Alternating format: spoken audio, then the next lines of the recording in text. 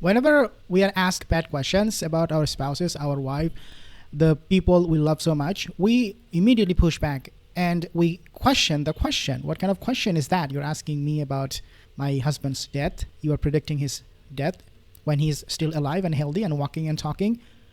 This should be a human response, a response from a wife or from a husband or from someone who loves you so much. But with Erika Kirk, looks like to me that was not the case, and she proved it online. Take a listen. Erika Kirk says that back in August at a private donor meeting, the Zionist donor meeting in the Hamptons, Charlie Kirk was asked what would happen to TPUSA if he died. What kind of question is that? Like, WTF, excuse me, who the hell asked a healthy 31-year-old that question? And why ask it just weeks before he was assassinated? So yeah, this is not normal. None of this is normal. In August, before all this happened, he had a event where he had some donors at, and one of the first questions they asked was, God forbid if something happens to you. Like, what do you mean, God forbid something happens to you? Like, Charlie Kirk was probably thinking, what kind of question is that? Okay, maybe he was not thinking that way because he was asked the question directly. But what about Erika Kirk? When she was quoting or paraphrasing that statement from that interview they took with Charlie Kirk, asking him that question, she should be reacting in a very different way. Well, Charlie Kirk, as I said, maybe he was okay with that question. But for Erika Kirk, as a beloved wife, she should be like, oh, wait a second. What the hell? What kind of question was that they were asking to my husband? I don't agree with that. I mean, come on, wait a second. This is not good. We should not be starting with this kind of question, because that was one of the first questions, if not the first question. What would happen next, a turning point? And Charlie made a really interesting point. He said companies, Okay, so his answer and her quoting what Charlie said is even more suspicious. Example, Apple, Macintosh. He said they're founder-led. He said, but what I have built will one day, if I'm not around, be vision-led. And he had made mention at the end, Erika will do a great job running it. Wow, unbelievable. Unbelievable answer. Yeah, Erika Kirk is, as I said, she is just promoting herself. She is not promoting Charlie Kirk, his vision. She is not sharing none of those values Charlie shared. She is just promoting. She is like so narcissist. She is all about me, me, me, me, me. Even in that question, guys, she did not see any problem. Talking about my husband's death should be something that she should stop right then and there. What kind of question was that to my husband? But no, she went on to say things that was pleasing to her, that would put her on that pedestal she is so desiring these days.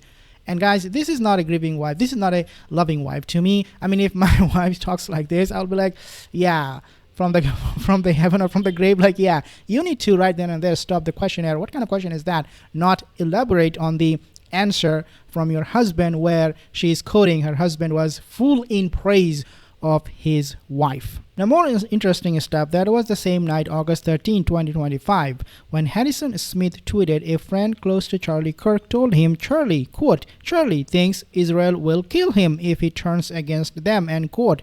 Then on September 8, 25, it was later revealed Charlie Kirk did turn against them when he stated in a group chat text, quote, leaving me no option but to leave the pro-Israel cause, end quote, after Charlie Kirk was killed 2 days later, proving what he initially thought on August 13, 25 was true. And this is the tweet from Harrison Smith that basically says, I'm not gonna name names, quote, but I was told by someone close to Charlie Kirk that Charlie Kirk thinks Israel will kill him if he turns against them. The behavior by a lot, both privately and publicly, are pushing people like you and me away. Not like we're going to be pro-Hamas, not like we're going to, but we're like, honestly, the way you are treating me is so repulsive. I have text messages, Meghan, calling me an anti-Semite. I am learning biblical Hebrew and writing a book on the Shabbat. I honor the Shabbat. Literally the Jewish Sabbath. I visit Israel and fight for it. And there's another article out in the Times of Israel today. I could read it on air. I was just reading before I got on. Charlie, what are you doing? Like, what am I doing? I'm sorry. Like, let's just take a step back here. Like, I'm an American citizen. Yes, I want Israel to win. Yes, I'm a Christian. But like, some of the mess, and you saw, and you've seen how I've been treated, Meghan, by some, not all, by some. No, it's very irritating. It's been almost so. as if, Do you see any of this passion in Erika Kirk? No. It's quite the opposite. She is now full in praise of the Zionist who called or labeled Charlie Kirk as anti-Semite, anti-this, anti-that, anti-Israel. But she is not doing that because, she needs money, and that's what she's working for, not for her husband. She thinks that if she does step away from Zionism, from the narrative that they have established, then she will be losing donors. But that's not what Charlie was thinking. I mean, he was willing to risk it all. So as his successor, especially when you are his wife, you should be like, yeah, that's what we need to address first. What Charlie addressed just before his death. The fact that Israel is was coming after him, and there is a possibility the Zionists killed him, that should be your first priority. That should be your first agenda. But no, she is busy raising money, raising fund, and doing a lot of dramas and theatrics. That was August 13th, he said that. September 10th, they killed him. He said that. He didn't say that after. Hey, you know what I heard before? No, he said that before they killed him. Mm-hmm. So that's what makes that very powerful. Shut up about that. Stop it. And stop it. And we also know that now Erika has confirmed Charlie Kirk sent signal messages to Dan Flood and Andrew Colvett saying they're going to kill me. Before he was killed. In the day before he was assassinated. And they lied about that. Yeah, Erika doesn't care. I forgot about Tres Leches, says, if you've ever had Tres Leches. Tres Leches says,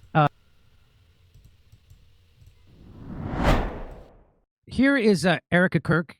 She's in the final stage of grief. It's her arena concert tour, and I think that's the arena rock stage, right? And she's wearing a spectacle bag, Jimmy. And she's wearing an outfit that would make Liberace blush. But anyway, here she is grieving, and this is kind of shocking. Kurt, I don't know if you saw this video, but do you remember? I don't know if everybody remembers, but the first controversy with Candace Owens and the TPUSA people was that she knew that Charlie had turned on Israel.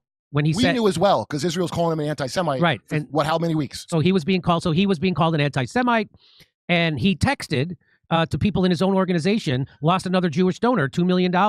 I will not be, the Jewish donors play into every stereotype. I will not be bullied like this. I can no longer support the Israel project. I'm pretty sure that's almost verbatim, if not, it's very close.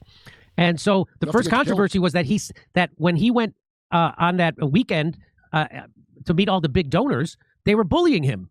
And that's when he said all that stuff. And Erika knew all of this. Perhaps she knew, I'm sure she knew more than we all together, including Candace Owens, know about this. But Erika remained very, very quiet.